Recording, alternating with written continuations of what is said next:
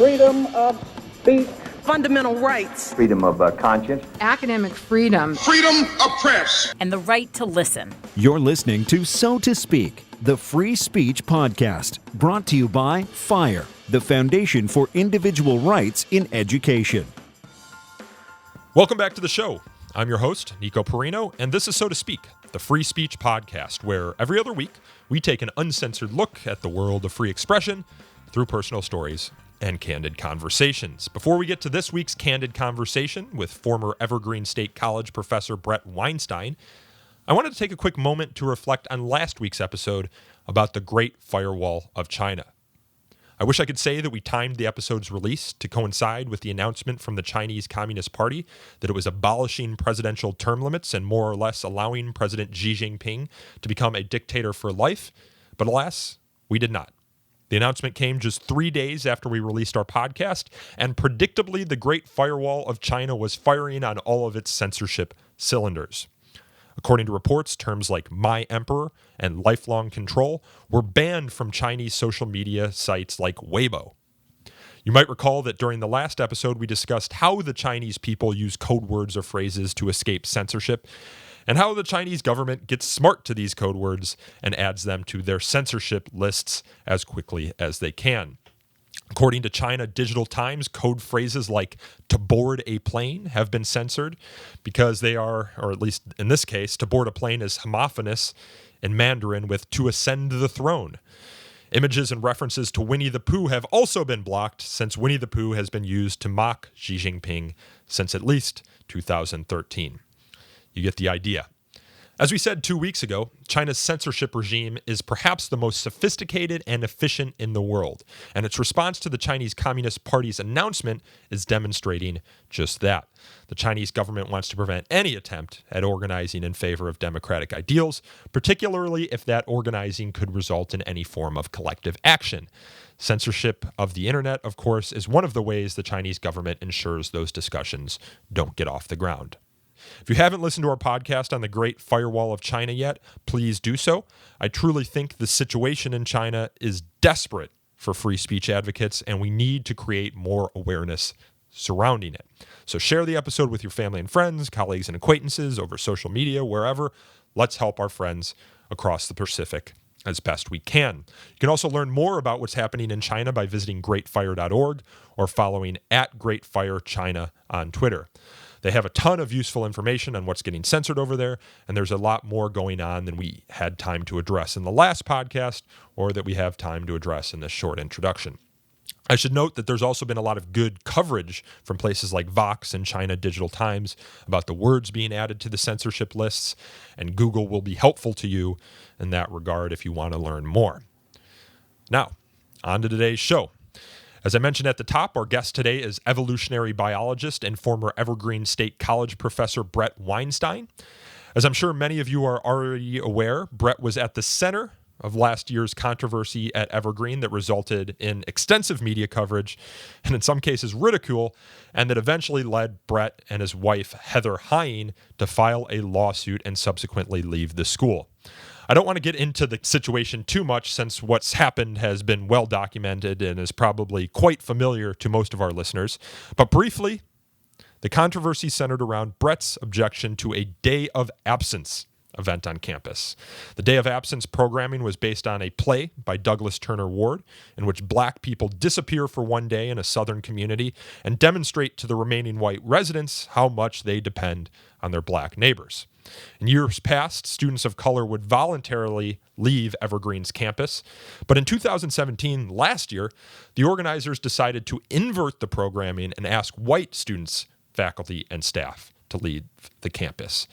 Well, Bret didn't like this idea and wrote into a faculty listserv about it, noting that there is a huge difference between a group or coalition deciding to voluntarily absent themselves from a shared space in order to highlight their vital and underappreciated roles, and a group or coalition encouraging another group to go away.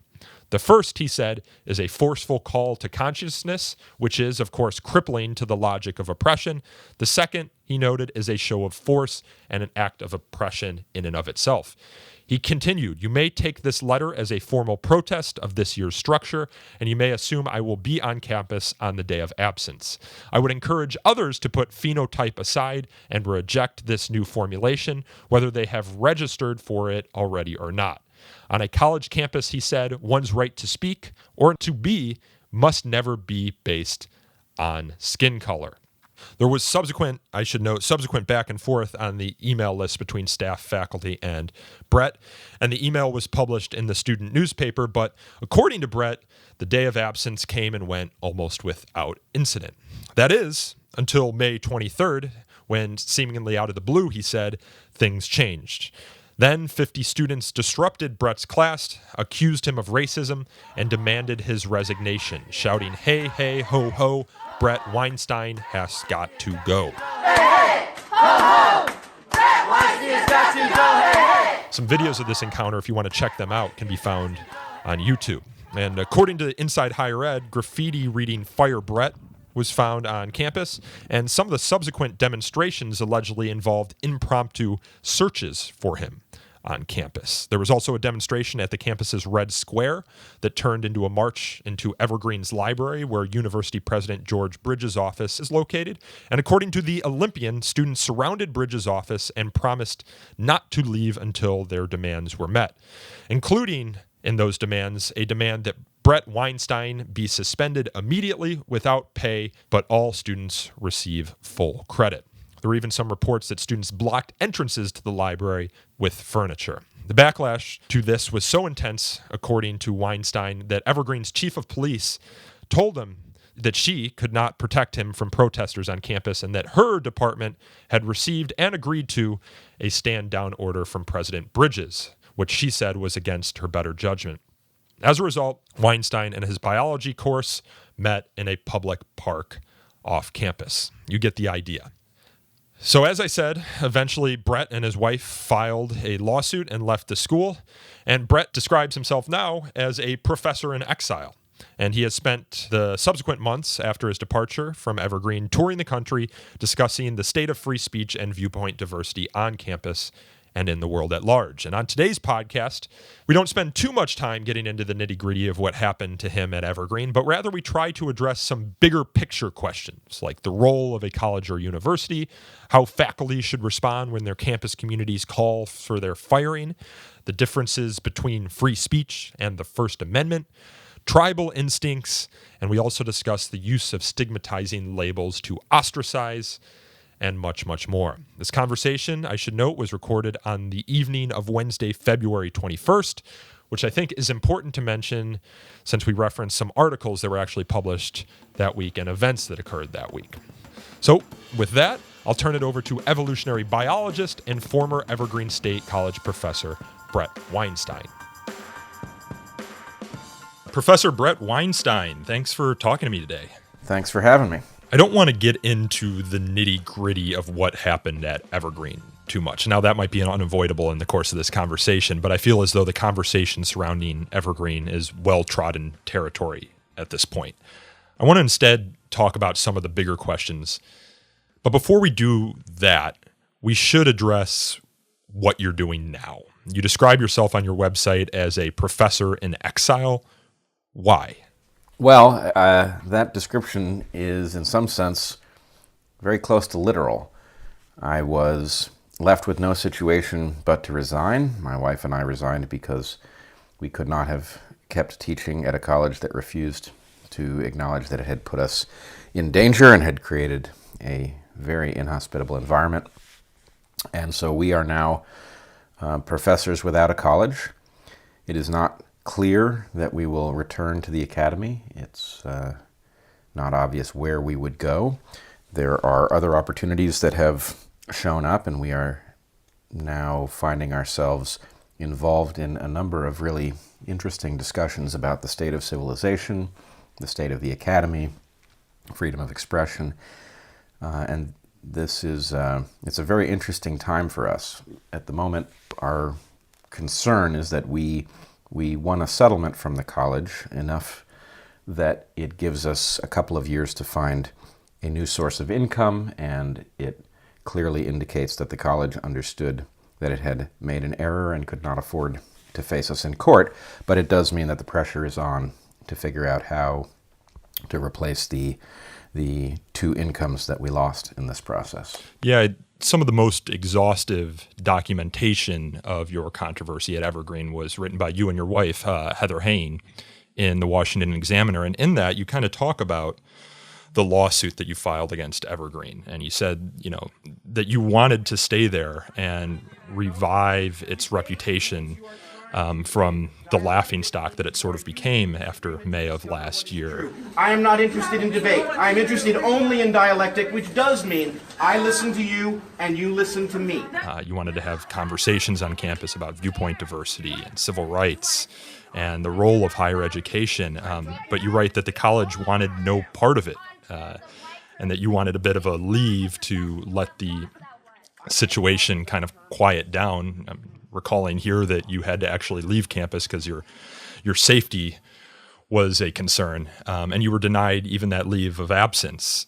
I guess one of my questions for you is, do you think you can even return to the academy if you wanted to? My thinking here is that the corporate, kind of liability-obsessed nature of universities might preclude you from finding another job in the academy. Is that not right? It is unclear to us. I should say we have had some interest from a number of schools, a small number, but I do think there is a general question about having seen what happened at Evergreen and having seen that Heather and I stood up against our administration, even though some people might in principle be interested in having us join their institution or maybe even making a statement that was affirming of the importance of freedom of expression and inquiry and enlightenment, nobody is likely to want to take the risk of bringing us on board should similar things happen at their institution. So I don't know whether returning to the academy is going to occur. Heather and I should say her last name is pronounced Hying. Hying. Flying. Yep. Yeah. We were very interested in helping Evergreen recover because Evergreen was an experiment in education, and part of the experiment was quite brilliant, and that got lost in the absurd story of what happened at the end of the functional part of Evergreen. And we would love to see the part that actually shined resurrected. But the administration, and in particular the new president of the college, George Bridges, was absolutely dead set against changing course. And the college has remained very much on the same course, and things have even gotten worse, not famously, but we have friends still on the inside of Evergreen, and so we're able to keep track of how things are developing, and it looks to us like we got out just in time. Things have become more dire from the perspective of faculty members trying to challenge the new orthodoxy, and the college is in serious financial trouble.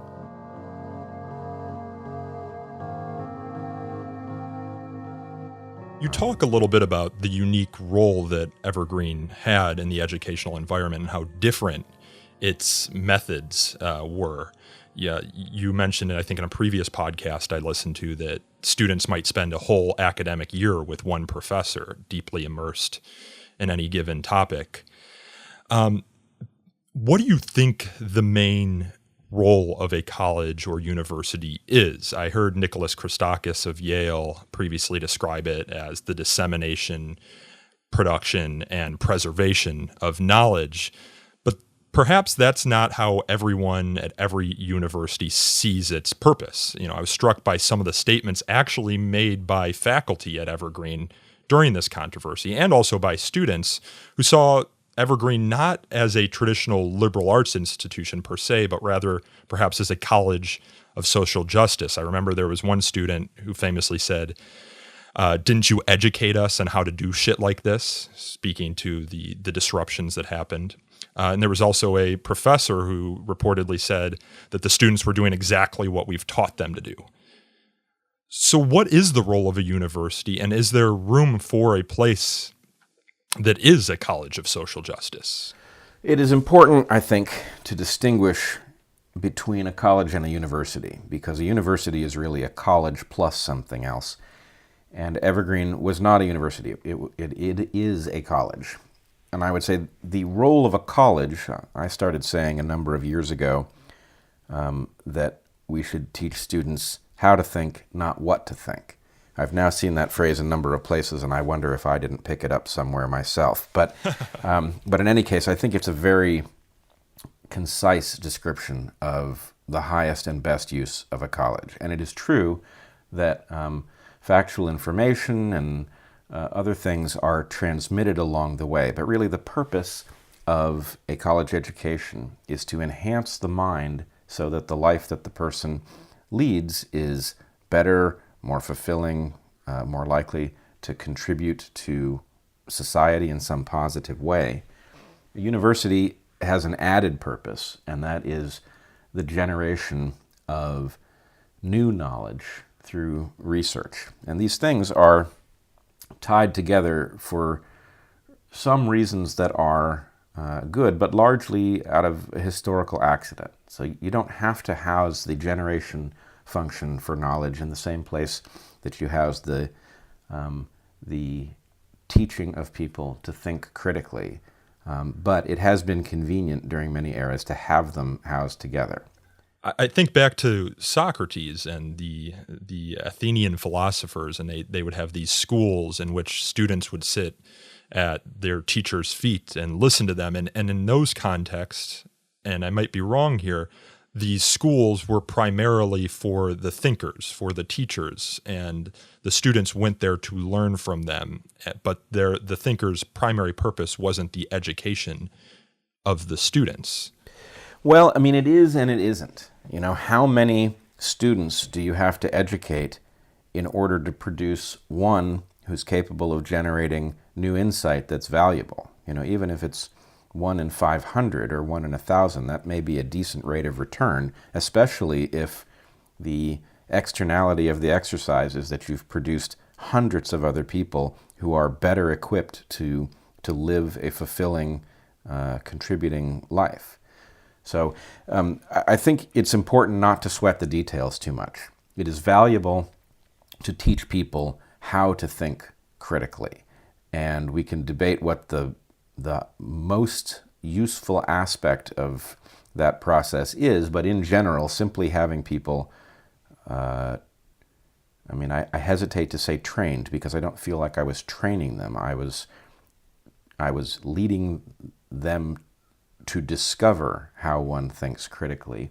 And, that was very rewarding for me, and I certainly did a lot of theoretical work in parallel with my teaching work, and in fact I used it as fodder for teaching, which was a great deal of fun. But, when I went into the classroom, or when Heather went into the classroom, we would very frequently teach in a way, first of all, we told students that when you're studying a complex system like biology and you're trying to understand how adaptive evolution works, you should treat it more like an immersion language than like a linear subject. It's not linear, and the best way to understand it is to engage puzzles again and again from different angles with different assumptions, and learn to use the tools adeptly.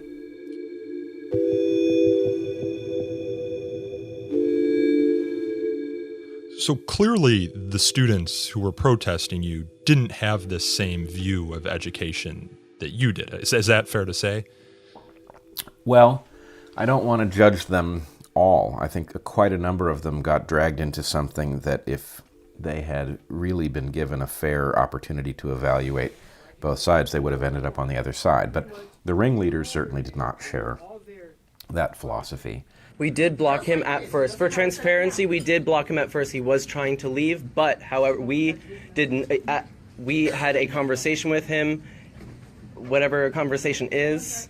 And I think it is quite telling. Heather and I taught, I was at Evergreen for 14 years. She was there for 15. So we have hundreds of students who know us well, many of whom we keep up with, and none of them turned on us. All of the students who protested us were people we didn't know, and that begins to suggest what took place, that there was actually a schism within the college. There were those of us committed to teaching people to think critically, and it would appear that there were others interested in preventing them from thinking critically.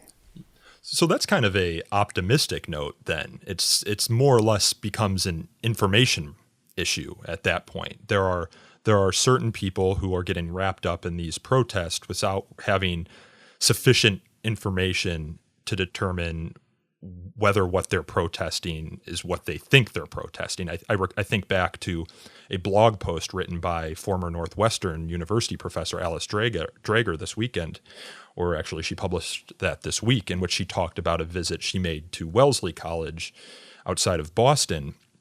And she was there giving a speech with the Freedom Project.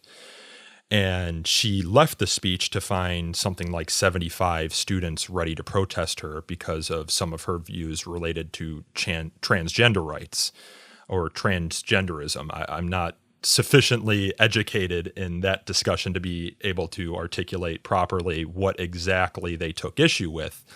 But she writes in her blog post that she stood outside the classroom after she walked out from giving her speech, and the students were there, and she said, "Okay, I'm here, and I'm happy to speak with you all." And the ringleader at that point said something to the effect of, "We don't want to speak with you. You've already had your chance." And she said that she looked around and saw some of the other activists who were kind of put off by that statement and then started to engage her. And what she learned from the 45-minute to an hour-long conversation that happened after that is that the information that was going around Wellesley via email and social media about her was inaccurate. And these students were receiving that inaccurate information and only learned after confronting her that they were receiving that inaccurate information. And some of them were actually upset that the ringleaders, quote-unquote ringleaders, had misled them. And it sounds like that's similar to what happened with you. The people who actually knew you weren't a racist. Yes, I saw Alice's post on this, and I had a lot of thoughts about it. It's not even just similar to what happened; it's almost identical. And the fact is, these protests have a certain character, and it always involves ringleaders who, either because they are thoroughly deluded about the way things work or because they are bad actors, take a payload and they load it into a package, and the payload doesn't match the package. So they induce people to think that they are fighting for one cause, and then they produce a mob that in effect fights for a different cause. And the problem is there's an asymmetry of information. You never know what it is that has been said to people that causes them to react to you the way they do. But they are so deeply invested in these fictions, and they have had what function like booby traps installed. If they begin to think for themselves, they trip over these things that prevent them from waking up. And so it's very frustrating to face such a mob. I was impressed at what Drager was able to do in that circumstance. But she had exactly the same reaction that I did and would again in that situation. It's tough if you're in that situation. So I get kind of frustrated when I read a lot of pundits talk about how what's happening on college and university campus is an aberration, because just in your listening to you talk right now and talk about the Drager situation, I can think of many other situations that are similar to those situations in some meaningful ways. And I'm thinking, of course, to Nicholas Christakis as well. All three of those encounters, I'm thinking of you, I'm thinking of Drager, I'm thinking of Christakis, were either photographed, videoed, or otherwise well documented. And in all three scenarios, you three had such poise and calmness about you as you were being addressed by people who must have upset you because they they created a caricature of who you are. They assigned labels to you that you nor anyone else who is familiar with you would assign to you. And that if I had to put myself in that position, and I've asked myself this question many times, could I have been as poised and as calm and as patient and as interested in the dialectic as you three were? And I don't know how I would answer that question.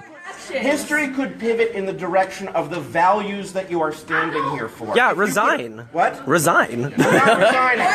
Okay.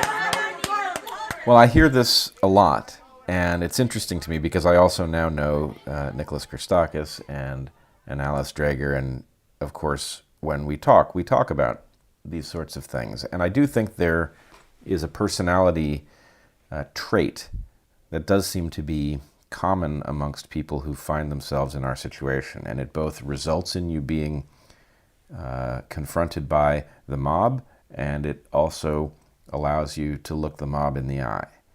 And I have to say, I don't think it's universal. I wish it were more common. No doubt it comes with some downsides, but when the mob confronted me, I knew they were responding to a fiction. And, my frustration is a little bit evident in the clip that people saw, but at some level I looked at them and I thought, these are college students who are confused about something important. And it struck me as more or less a professional hazard and a challenge, a kind of challenge I like. And I tried to reason with them. And what isn't very well captured, at least in the part that most people have seen, is that there were many moments in which people began to wake up. And what I didn't understand, because I didn't yet know how those students had arrived at my door, was that they were in a situation that did not allow them to rethink. In other words, they weren't there under their own power. They were there doing someone else's bidding. And so to discover that I wasn't a racist would have put them in the awkward spot of going back to the people who had sent them and saying, you've told us something incorrect. So instead what they did was they went back into autopilot mode and continued on as they were, which was a terrible error on their part. Listen. Stop telling people of color they're fucking useless. You're useless. Get the fuck out. I was listening to Nick Christakis' conversation with Sam Harris on his podcast a while back, and Nick talked about the mob that surrounded him in Silliman Courtyard. And he said, actually all three of you, Alice and Nick, all have a science background. You're all familiar with biology and evolution and some of the tribal concerns that are baked into a lot of these conversations we're having. And he said one of the things that he tried to do when confronted with the mob is to get them to individuate. What happens when you form a mob is you de-individuate and you get kind of wrapped up in the mob and you take on the same voice and character as the mob, and you stop thinking for yourself. I actually think back to a previous protest I became involved in, and I'm not going to give the details of what protest it was, but I remember taking part in that and doing insane things, nothing illegal, that I would have never done were I not part of a large group that thought the same way as I did. And that later that night, I reflected on the protest, and I thought, what happened to me? I didn't even realize it was happening. And so Nick, when he was confronting the group, and to a certain extent, you might have been doing this, although unconsciously, he said, I tried to force them to individuate. I would look at a single one person and try and address one person at a time so as to not encourage this mob-like behavior. Well, that's a very interesting insight. The attempt to get them to individuate is part of a puzzle. And I would say I was focused on a different part of the puzzle. And in my work, I think a lot about what human beings are and how they function. And the dichotomy between our conscious minds and our semi-conscious and unconscious minds is very important in how we function. We try to offload as much as we can to the autopilot so that our conscious minds can focus on the tough stuff.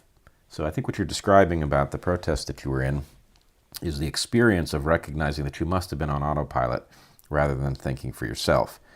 So instead of consciously trying to get people to separate, what I was trying to do was I was trying to get their minds to throw an error. Because when your mind throws an error, when something happens in front of you that doesn't add up with the model that you're using, you naturally resort to consciousness in order to sort out what's happened. And so I knew that the students I was confronting, or who were confronting me, were operating on a false premise about who I was, and I thought, if I can show them that the person in front of them is inconsistent with what they've been told, they will wake up. And it did work. I saw several students wake up and struggle with the fact that it didn't add up with what they'd been told. But what I didn't count on was that they had been sent with a sheet of paper. And so at the point that I started to reach, there were two students in particular who I saw the glimmer of recognition in their eyes that something more interesting than what they had been told was going on. When that happened, they went into chanting mode, and they just started chanting things that were on the paper rather than confront the new paradox that they had in front of them. So in the end, it didn't work, but I know exactly what Nicholas means in saying that he was trying to get them to individuate.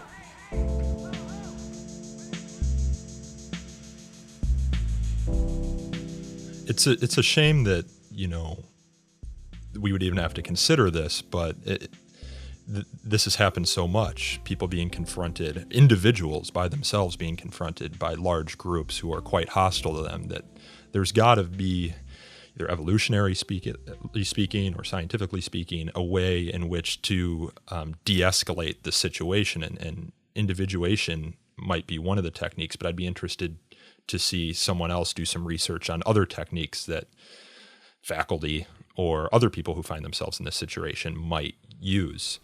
Well, actually, I think that's the frightening part of where we are, is that there is, for a very important evolutionary reason, no failsafe on this particular mode. In other words, you do not want, as an army going into battle, you don't want your army to be susceptible to propaganda that will cause them to think for themselves. In other words, they have to function as a unit in order to succeed. And there are many circumstances short of being in a war in which that's true. And so one of the things that human beings do, which is no doubt adaptive, is turn off the mechanisms for being reached. And there are times when that can save you, but there are other times when it can put you in serious jeopardy. And I fear that it is putting at least the nation in serious jeopardy right now. We have a lot of people who are thoroughly convinced that they know the answer. They know what we must do in order to make civilization safe for everyone, and they are not listening to critiques of people who understand why the answer isn't simple, and they are simply forging ahead, and they take anything that will not bend to their will as hostile, and they paint it as something other than what it is. So in Draeger's case, in my case, in Nicholas Christakis' case, in James Damore's case, in all of these cases, we are immediately recategorized as on the far right or even the alt-right in order to explain to themselves why they don't have to listen to what we're saying. And so you can see the tragedy unfold in front of you, where anything you do that makes progress results in a mechanism kicking in that prevents further progress. Well, you talked about this. I was at your panel discussion that Spiked put on here in New York City. You talked about that, stigmatizing labels and their utility to movements like this. You said stigmatizing labels and concepts don't depend on accuracy for their effectiveness. The most important thing they do is isolate. And you saw this in some of the mob mentality, as we've already discussed, refusing to grapple meaningfully with your arguments, or they would ascribe, malicious motives to your arguments. Your email, for example, objecting to the day of absence, they said it was racist and that your motives for it were racist. They assumed, as Christopher Hitchens once put it, that your worst possible motive was your only possible motive, and that's all they needed. Greg Lukianoff, my colleague, who you may know, says he's increasingly concerned with what he's calling this perfect rhetorical fortress that we're building for ourselves, whereby we make arguments towards motive, feeling, identity, and these are all fundamentally unfalsifiable arguments, and therefore, as a result, shut down debate by their very nature. At the point that the student mob confronted me at my classroom, I was actually partway through writing an article that was going to be called Thought Prisons of the Left. And the idea was exactly this, that there is a set of arguments that is hermetically sealed such that it cannot be accessed by reason. And that once people are deploying these things, there's very little hope of persuading them. And maybe it's even more insidious than that, because many of these stigmas have a particular character to them. And, I said, as you mentioned in New York, that the truth of the stigma is unimportant. But even worse is that these stigmas often have a contagious nature. So somebody, a journalist actually, believe it or not, a guy named Owen Higgins, accused me on Twitter the other day of being a grifter. And this struck me because grifter is a very interesting term. For one thing, you don't hear it very often. It's archaic. But, we all have a relationship with the term because of its use in, particular tropes in literature. And the thing about calling somebody a grifter, in this case, if you know anything about me, whatever you think I might be wrong about, this doesn't ring true, right? I've been with the same partner for 30 years. I've held down a job at a college for 14 years and gotten rave reviews from my students who didn't then go on to be angry with me. I have a good relationship with both my undergraduate and graduate advisor. I got an advanced degree. It's all sorts of stuff that just doesn't fit with the idea of a grifter who's not what he says he is and goes from place to place conning people. But if you say that somebody is a grifter, then anybody who finds themselves persuaded by that person is now a mark. So by calling somebody a grifter, you are effectively delivering a penalty, not just to the person, but to anybody who would entertain what they are saying. Because if you say, actually, Bret doesn't sound like a grifter to me, well, then the point is, then I guess you've been conned. So anybody who doesn't know the story now experiences a penalty for trying to find out about it with an open mind. So I find this very insidious. Even worse, in this case, the person leveling the accusation is actually associated with FAIR, the organization Fairness and Accuracy in Reporting, and with The Intercept. So this is a person at two important institutions that are dedicated ostensibly to promoting fearless, clear-headed analysis of events in the world, and yet their reporter is wielding a stigma designed to get people not to listen to other points of view.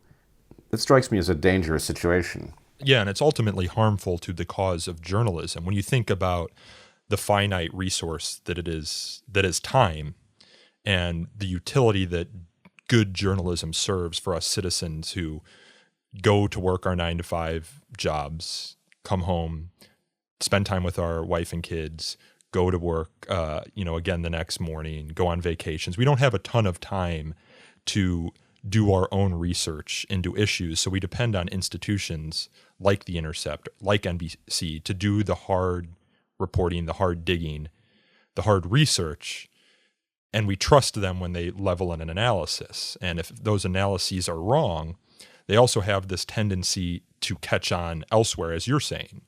I think back to when an institution, a journalistic institution called FIRE, conservative leaning, And the next day, it found itself on CNN, and it created this snowball effect. Now, ultimately, we were able to get a correction because any clear look at FIRE demonstrates that we're nonpartisan. Our last 2 lawsuits included one defending a student who was detained by police for handing out Stop Capitalism flyers. Another one was a lawsuit involving a professor at Essex County College who went on Tucker Carlson and defended a Black Lives Matter event. We just had a case yesterday where we defended a piece of art at Polk State College in Florida, whereby Trump is shown in explicit positions. So you look at those cases and you look at our staff, which anyone who knows our staff knows that it's very diverse ideologically and probably has more liberals than conservatives or libertarians on it. And these labels just bear no reality to what I experience on any given day. And for people like my parents who don't have the time to go dig into, for example, our 990, our cases, our staff, they depend on places, on these institutions to report correctly. And for many people who read some of these, they see conservative leaning and they would dismiss us out of hand. So it's quite frustrating. And I've been in a similar position to you in the sense that I work for FIRE, and FIRE has been misdescribed. And there's nothing more frustrating. And you can provide all the evidence you want in the world, but people have the bias that people don't want to be wrong. And so when you tell them they're wrong, they will look for any excuse not to correct themselves. And it's difficult. And I don't know how we solve it, but besides advocating for more skepticism, more critical thinking amongst our population. And one of the places, of course, we do that is in the academy. I think there's one other thing. So I should say, as things were disintegrating at Evergreen before the protest, but as they were falling apart, and they fell apart over the course of a full year intensively and more diffusely over the year prior to that. But as things were coming apart, I was trying to figure out what to do, and I was desperately trying to get my colleagues to wake up to what they were witnessing, and I was trying to figure out how to protect myself and my family from the disintegration of the institution that was responsible for both my income and my wife's. And anyway, I encountered FIRE for the first time, and I also saw this suggestion that FIRE was a conservative entity, and I was not sure what to make of it. So I filed the what is FIRE in a kind of what I call the agnostic box. I don't know what FIRE is. And then, after things fully came apart at Evergreen, I ended up at a conference put on by FIRE, and I discovered the truth, which isn't hard to find out when you actually interact with the people who are at FIRE. And of course, the stigma didn't match what I experienced at all. There's certainly some conservative people associated with FIRE, but it is not by any means the character of FIRE. And I, as you said, I met liberal, open-minded people associated. So even the fact that somebody who was in the process of being stigmatized was in some sense susceptible to the stigma being wielded against somebody else ought to frighten us quite a bit. As for what to do about it, I would point out there is a particular booby trap that prevents us from solving this problem. And the booby trap involves a penalty for talking to people who are counter-narrative. So if the narrative wielded by some group says that somebody else is alt-right, then talking to that person is a sin. Like you talking to Tucker Carlson. Professor Bret Weinstein joins us now. Professor, first of all, thank you for coming on. That looks like something, out of Phnom Penh, 1975. What exactly was going on there? What happened? Well, what happened is that 50 or so students decided to disrupt the class that I was holding that morning and demand my resignation. Me talking to Tucker Carlson, or having talked to Tucker Carlson, people talking to me. I'm now literally referred to on Evergreen's campus as Evergreen's Donald Trump. I've been referred to as he who shall not be named. I've been referred to as a boogeyman. So the idea is to make somebody who knows something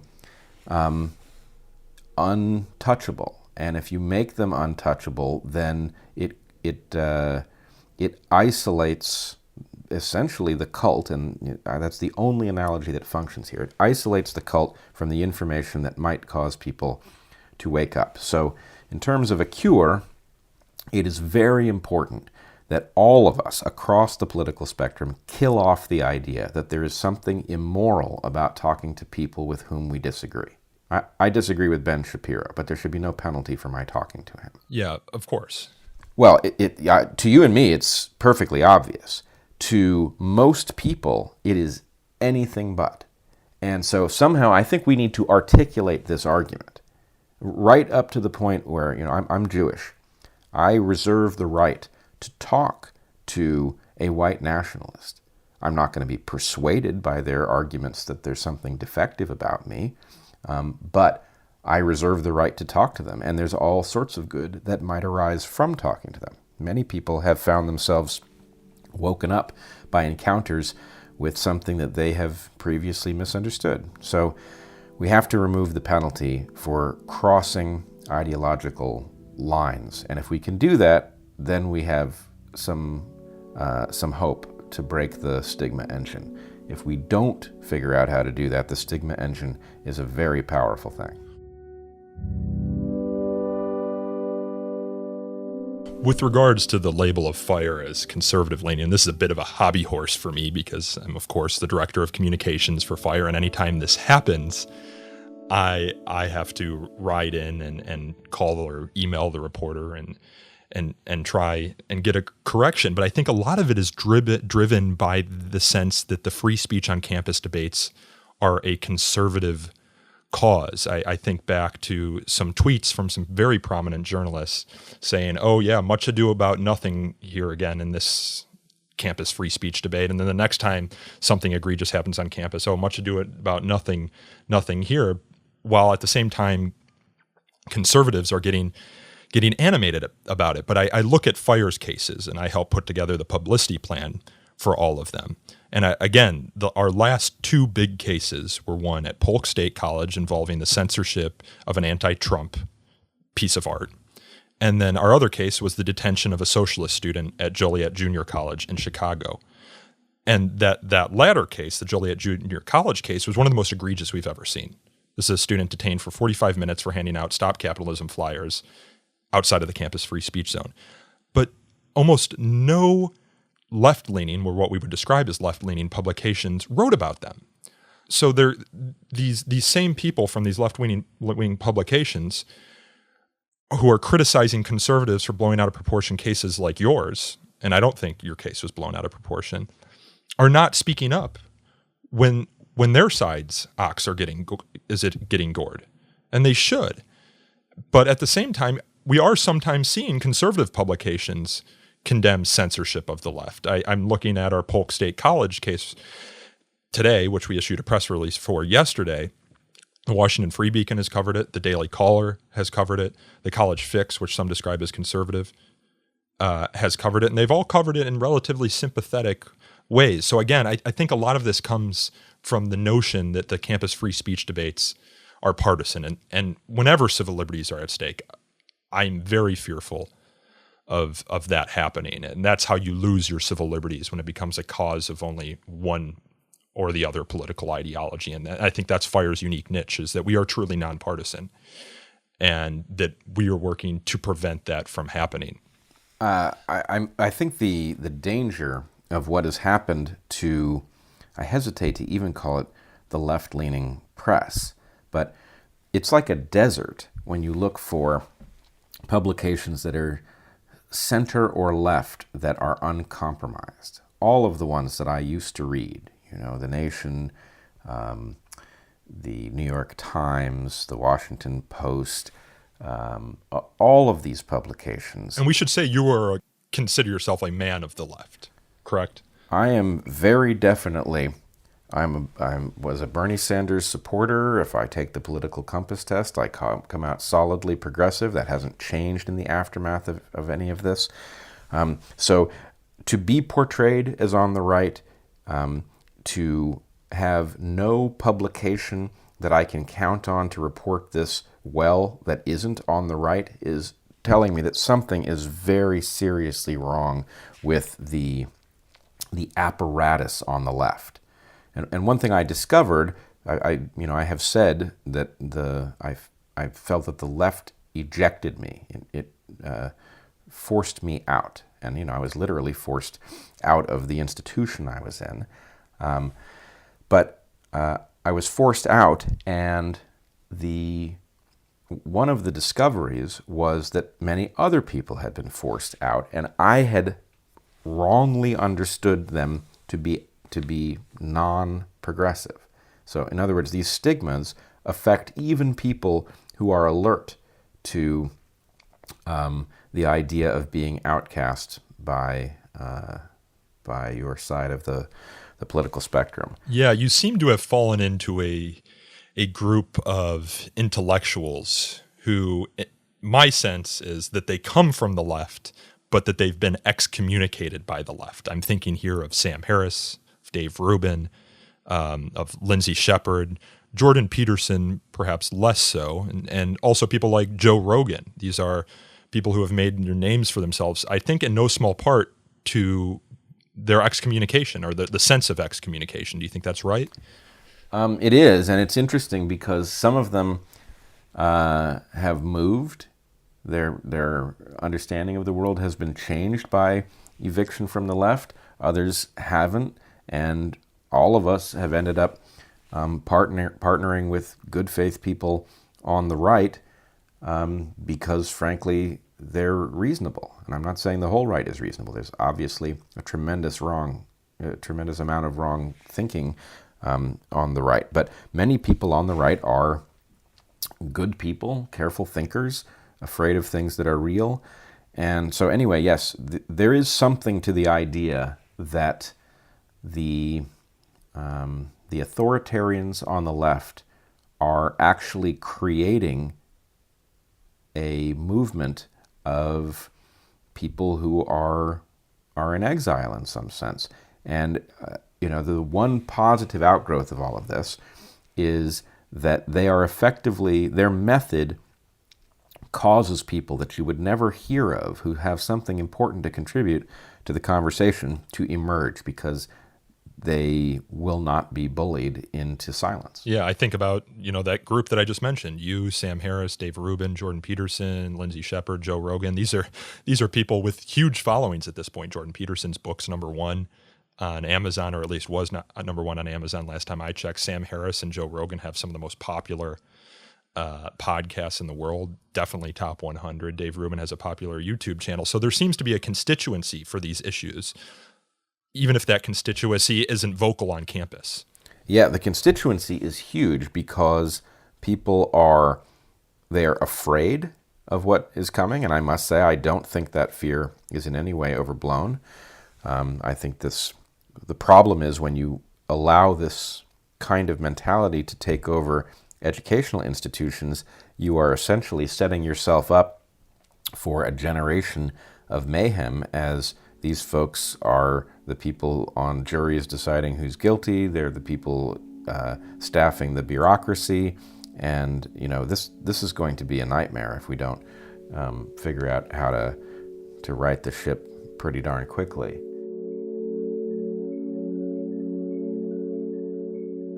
Andrew Sullivan just wrote about this in New York Magazine in his piece, We All Live on Campus Right Now, which I would implore our listeners to go and read as soon as they're done listening to this podcast, is because it's quite excellent. It talks about how what we at FIRE have seen happening on campus for the past 5 years is now being imported into institutions that exist outside of campus, and that includes our justice system, and it's quite scary.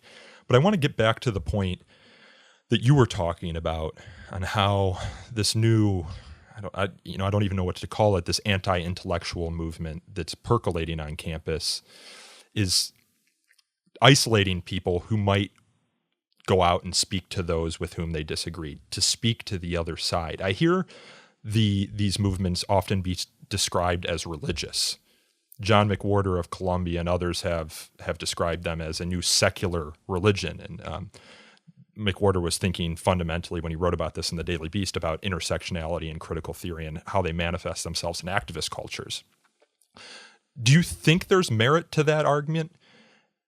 And if so, how do you grapple with the idea that there doesn't seem to be any concern with evangelism in these movements, in the sense that they don't really want you to go out and evangelize to the other side, to bring them in, to convert the other side?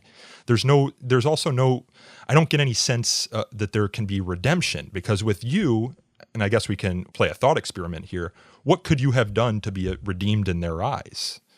And there's also doesn't seem to be much forgiveness either, in the sense that there's no concern with motive. So I'd be interested to hear your thoughts on that. Yeah. Well, first of all, I think we have to be a little bit careful using an analogy to religion, but I think mechanistically, this is just simply a literal description. In other words, it functions in a religious fashion, and not in a good sense. I'm somebody who believes that religions are products of adaptive evolution, that they contain compendiums of wisdom from past eras, and that they can be very functional if the environment that you deploy them in is similar to the one in which they evolved. I'm actually surprised that you and Sam didn't disagree more on that point when I listened to your podcast with Sam Harris, and he seemed to buy that argument, or at least not push back against it. So I was surprised at that, given his reputation with regards to religion. Well, I'm looking forward to further discussion on it, because I think there's a whole lot there. There's the initial observation, and then if you accept that observation, there's a whole pantheon of consequences that are well worth exploring. But it does function like a religion. It evangelizes in a particular way, but it doesn't evangelize to its enemies. In other words, the game is really won or lost in the vast middle ground of well-intentioned people who don't have the tools to resist getting dragged into something and then having their cognitive dissonance weaponized against them. So once you've signed up for an extreme perspective and you've, in some cases even committed crimes on behalf of that perspective, it's very hard to acknowledge that you had it wrong. And so many people just double down on the wrong interpretation and hope that things turn around. So it has that characteristic. There are many who could be reached. You probably will never reach the extremists, and you certainly won't reach the bad actors. But the vast middle ground could be reached if we can... really, Sam Harris, in the middle of Evergreen's meltdown, as it was still very unclear what was going to happen, as people were being, I was being hunted on campus. Quite literally. People were patrolling, quite literally hunted on campus. Oh, and I was being hunted, and through a quirk of the institution's structure, my boss and the boss in charge of campus police was the same guy, President Bridges, and he told the police to stay out of it. So he, in effect, created an experiment in anarchy, which descended into people roving with baseball bats. There was a case of battery. It was quite frightening, and actually I think Evergreen got lucky that nobody was seriously hurt. But the way in is to reach those who are responding to the label that they have seen and not to the contents of the box. They need to be alerted to the fact that they have signed up based on good intentions for something that is, at the very least, dangerously in error and, at worst, not well-intentioned in the first place.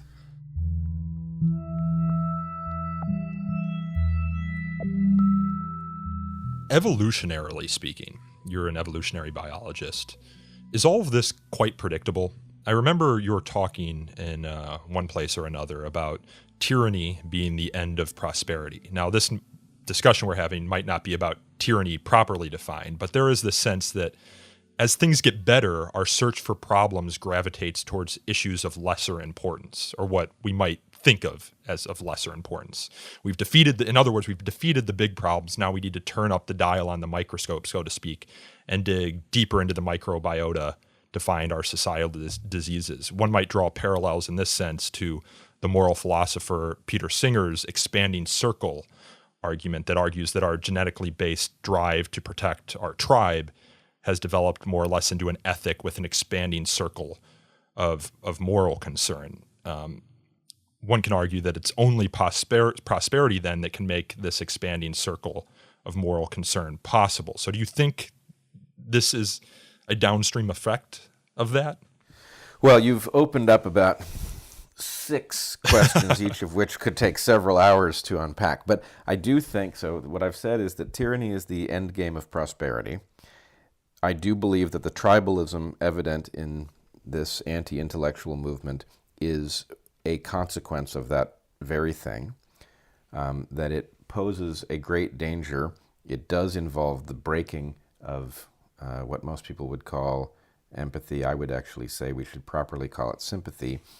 But it involves the breaking of sympathy with people, so the shrinking of the circle that Singer is talking about. I would argue that Singer's expanding circle is itself an evolutionary phenomenon.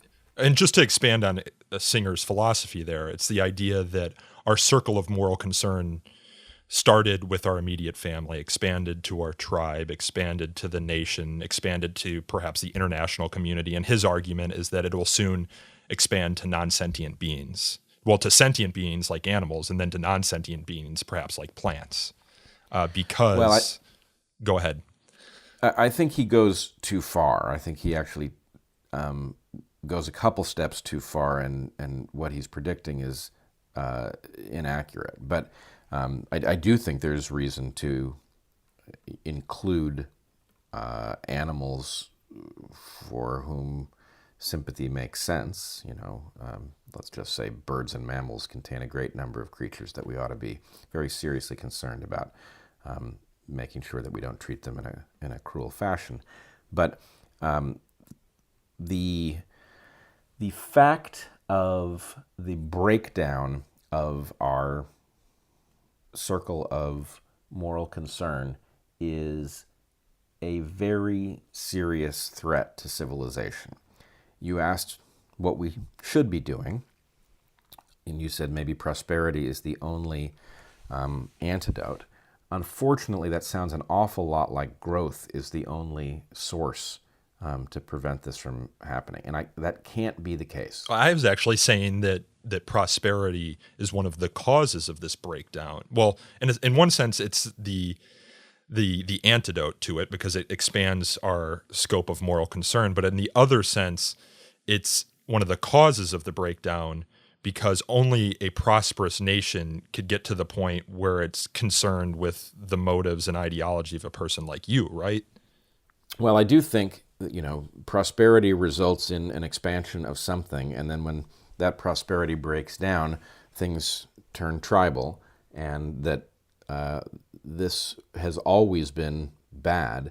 It is now an existential threat because of the power of the technologies that are at our disposal and the way that we are all interconnected. So I do think that the solution to this, that really there is only one, it could come in many forms, but we have to effectively engineer a structure for civilization that stands down this evolutionary dynamic and that gives people essentially a sense of expansion and well-being.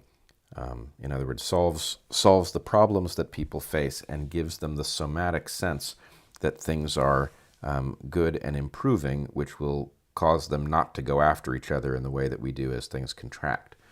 That's not an easy puzzle to solve, but I do believe it is formally solvable, and that really the question of human persistence on Earth is going to be dependent on whether or not we can find a solution of that nature that is evolutionarily stable and manage to find the will to institute it. I hate to look at history through rose-colored glasses, but Mark Lilla in his book, The Once and Future Liberal, talks about how we don't really have any unifying messages in America.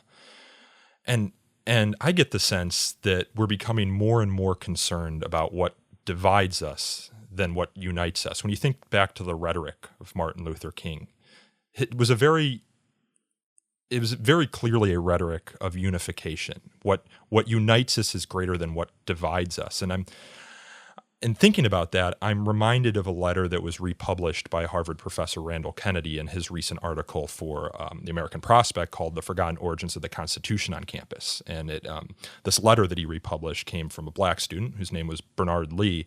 And in the 1960s, he wrote a letter to Alabama Governor John Patterson protesting the expulsion of some Alabama state students who participated in an off-campus sit-in. Bernard would later become a plaintiff in a lawsuit about it, and he actually went on to become an aide to Martin Luther King. But in this letter, and I've seen other letters and pieces of literature like it, he says to Governor John Patterson, your decision to expel these students is out of tune with the spirit of Americanism. He goes on to say, your decision is a flagrant contradiction of the Christian and democratic ideals of our nation. And when you think about that, almost everyone can be looped under that umbrella, maybe not the Christian umbrella. And so it's hard for anyone to stand in opposition to those values. And he's appealing to the moral concerns of people like Governor John Patterson. And I don't see that same sense from the anti-intellectuals today, that they're appealing to some message of broad moral concern. Now, maybe I know you might push back and say, well, they are appealing to messages of equity, which are of broad moral concern, and maybe that's the hole in my argument. But I do get a sense that there is a greater concern or focus on what divides us than what unites us, and I don't know how you turn back that tide absent some environmental disaster or some war or some existential threat to our existence, which historically has been what unites people.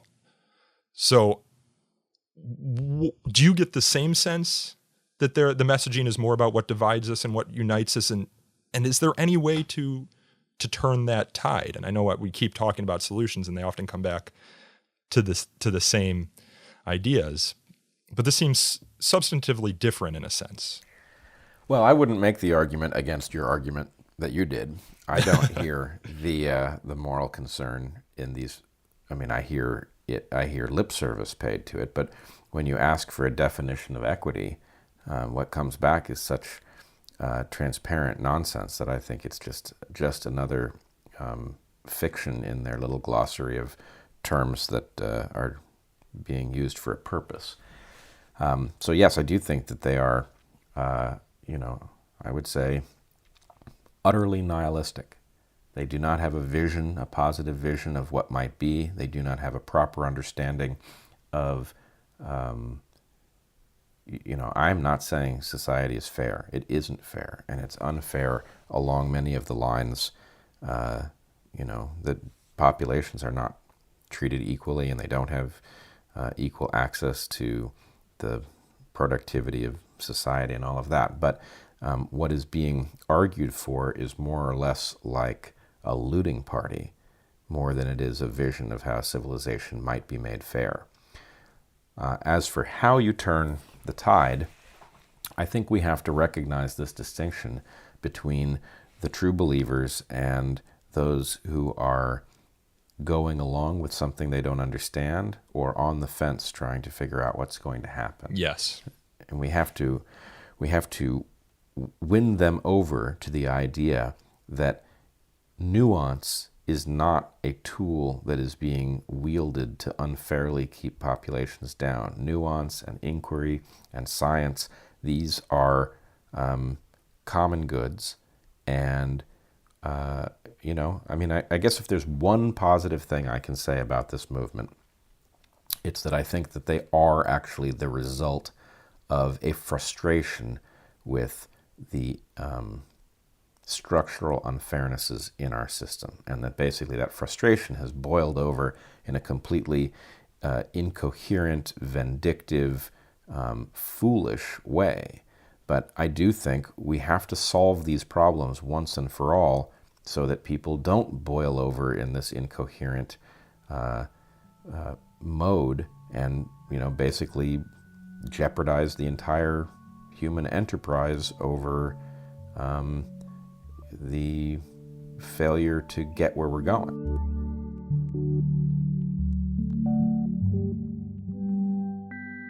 Yeah, reason and logic being tools to turn the tide here seems quite clear to me. But at the same time, as you point out, those tools are often called tools of the oppressor. I think back to the campus due process context in which people or universities who are required to adjudicate issues of sexual misconduct educate their investigators on the idea that someone accused of sexual misconduct will often be reasonable and logical, and that's not evidence of their innocence, but rather evidence of their guilt. It's almost Yeah. It's almost that perfect rhetorical fortress that we had discussed before. But that's a complete other conversation. One of the other tools is just speaking up and not being cowed into silence. University of Pennsylvania professor Jonathan Zimmerman wrote an excellent article for Inside Higher Ed earlier this week, calling for his colleagues in the academy, particularly faculty members, to stand up to the campus bullies. And stand up to the campus bullies is something he wrote, so I have that in quotes here. And you wrote something similar for the Wall Street Journal amidst your controversy at Evergreen last year. The headline for your op-ed was "The Campus Mob Came for Me, and You, Professor, Could Be Next." And I know you probably didn't write that headline because I work with journalists all the time, and the editorial page editors often write the headlines. But most recently, we've seen the mob come for University of Pennsylvania professor Amy Wax, and that's what Jonathan Zimmerman was replying to here. And she also wrote in the Wall Street Journal over the weekend. So I get there's this sense that that things could get worse before it gets better, and that faculty members are realizing that if they don't speak up, they're in deep trouble. There's got to be this critical mass on campus that if only they had the courage to speak up, they could manage to change the culture. I don't know how many times I've heard from professors similarly positioned that there's a huge difference between what people say privately and what they're willing to say publicly. And you talked about this in one of your pieces you wrote about your situation, that after you went on Fox, you got over 1,000 emails or something like that of people who were concerned with what happened to you. Oh yeah, the outpouring of support was unbelievable, and I got almost no negativity. All the negativity was concentrated at Evergreen, and overwhelmingly people outside were grateful to have somebody stand up. And in fact, one of the things that struck Heather and me looking at we couldn't even keep up on the inflow of emails. Yeah, I don't know how any of you do it. Well, it's hard, and we dropped a lot of balls that we discovered months later when we started going back through stuff. Just the outpouring was incredible. But the one of the things that struck us very strongly was the number of people who actually didn't just tolerate the fact that I was a progressive, but that actually liked the fact that there was a progressive that they could listen to and respect. And so that said something right there. And I think one of the things that we have to realize is that we have these almost non-overlapping bubbles. And each side, the thing I keep saying to people is the Fox News viewer thinks that the NPR listener is insane, and the NPR listener thinks that the Fox News viewer is insane, and they're both right. And the problem is that if you look at the slate of things that either one of those groups believes, it contains some true things and some false things. And the other side sees the false things very clearly and tunes out. So anyway, what I would say to all of us is we have to break through the boundaries of our filter bubbles and talk to people on the other side, really give them a chance to compel you that they have something to say. There will be topics on which maybe they don't, and they're deluded, and there will be other topics in which you're deluded, and you won't know what they are until you begin to compare notes. So the irony at the bottom of all of this is that the thing that is most necessary to break this dynamic and return to some kind of reasonable dialogue, some kind of unity around the values that most people really do share, the thing that is necessary is people really need a college education that equips them to navigate an argument with nuance. And so it is in a sea of deep ironies, it is maybe the greatest irony that this is now dismantling the very apparatus that enhances people's ability to avoid catastrophes like this, which is the college and university system. My colleague Greg Lukianoff wrote about that in his book Unlearning Liberty, and there's some organizations that are doing great work on that front, including Heterodox Academy, of which I'm assuming you're a member. I was a member before Evergreen came apart, and I remember as Evergreen came apart, and most people had never heard of Evergreen, suddenly it starts showing up in the national news, and I had signed up, and I was following Heterodox Academy on Twitter, and I was following John Haidt, and I remember his discovery that I was already a member of Heterodox Academy. I had a pretty big smile when I realized that he had not expected that somebody who was actually involved in one of these things would already have signed up, but I had. Fire's in a bit of a weird position here in this debate, and it's almost weird for me as Director of Communications at Fire to be talking about some of these deep philosophical and moral concerns, because primarily we're a civil liberties organization. And calling for someone's firing or punishment, as is what happened to you, is of course protected speech. But at the same time, there's something fundamentally illiberal about those calls that must be rejected. So while we defend a student or faculty member's right to call for punishment, we would do everything in our power to prevent the punishment on the basis of protected speech from happening. So in that regard, we have to kind of have a conversation about norms. You were right when you said during that New York panel discussion that free speech being identified with the First Amendment is not adequate to defend free expression, dialogue, or the free exchange of ideas. It's a separate concern from the First Amendment.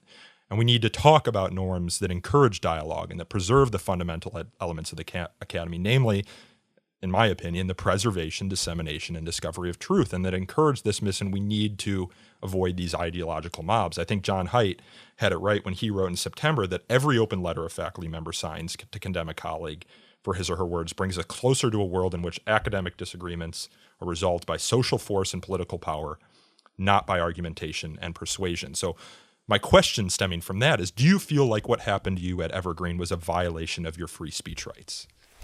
It never occurred to me to think about it in those terms. To the extent that that's not quite right. We did think about it as we were trying to figure out which legal theory to advance our case against the college under, and free speech protection was one of them, but it certainly was not at the top of the list. So we entertained it, but the issue was so much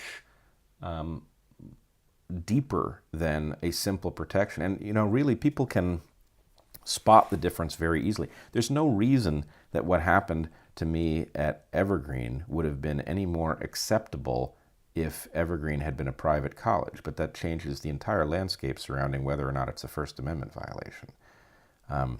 So anyway, the basic idea is inquiry has to be allowed.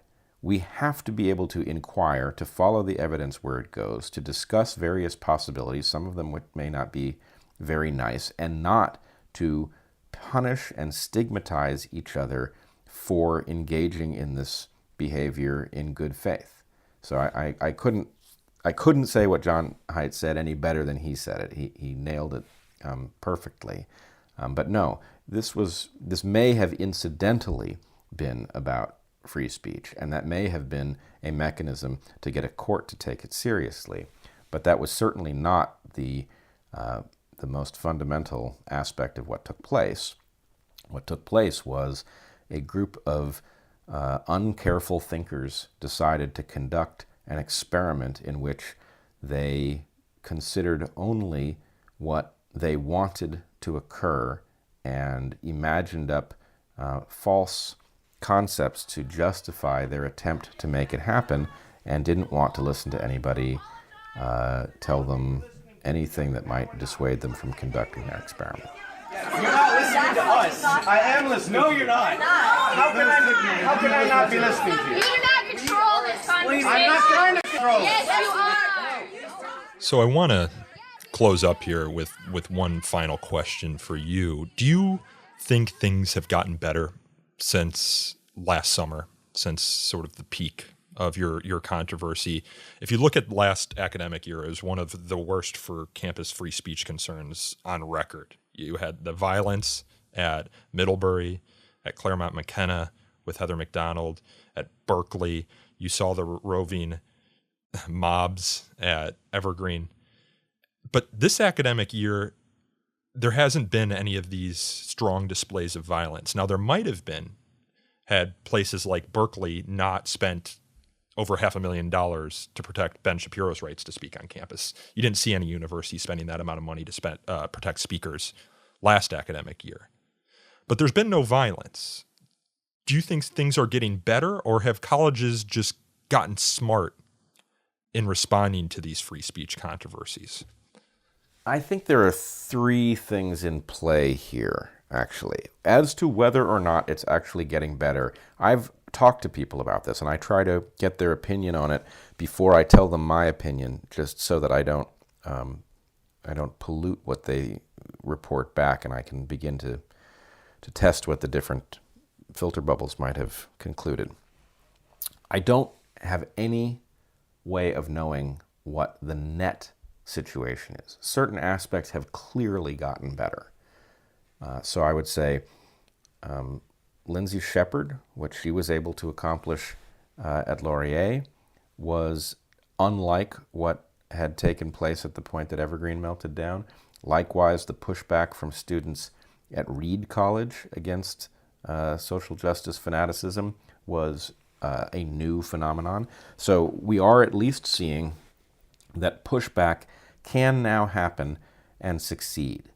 And personally, I would love to imagine that people looked at what happened at Evergreen, and they looked at what happened at Yale, and they looked at what happened at Middlebury, and these things began to add up. And so that what we're getting is the people who are somewhere in the ballpark of having the courage and the insight about how to respond are beginning to explore what responding looks like. And what I was not able to do at Evergreen, maybe the students at Reed and Lindsay Shepherd were able to do it in their institution. So that's progress.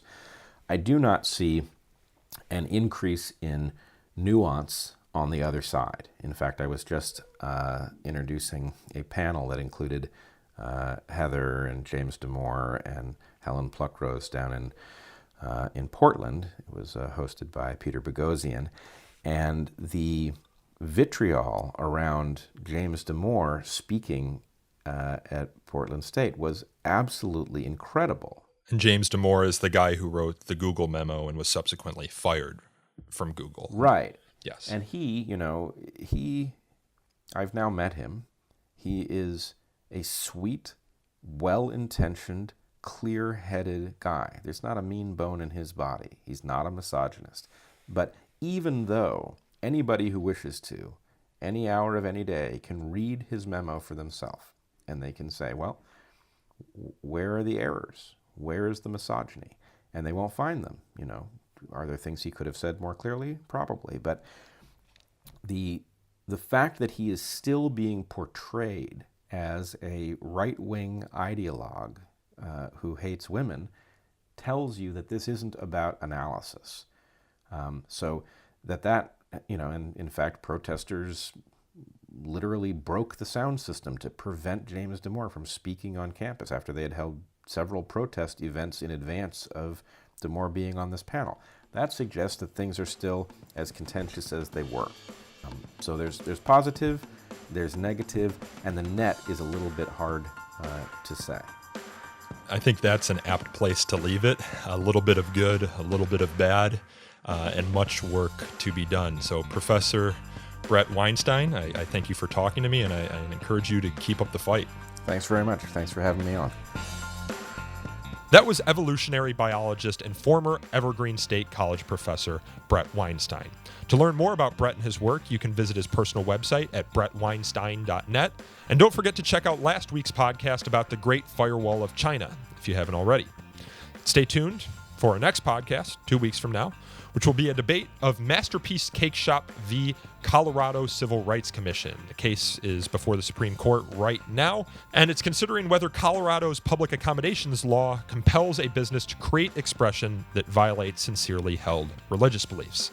This podcast is hosted, produced, and recorded by me, Nico Perrino, and edited by Aaron Reese. To learn more about So to Speak, you can follow us on Twitter at twitter.com/freespeechtalk, or like us on Facebook at facebook.com/so-to-speak-podcast. You can also email us feedback at so-to-speak@thefire.org, or if you want to call in a question for a future show, you can do so at 215-315-0100. Again, that's 215-315-0100. Just leave a voicemail. If you enjoyed this episode and you enjoyed our past episodes and you want to keep hearing more of them, please consider leaving us a review on iTunes. Again, reviews help us attract new listeners to the show. And until next time, again, I will thank you for listening.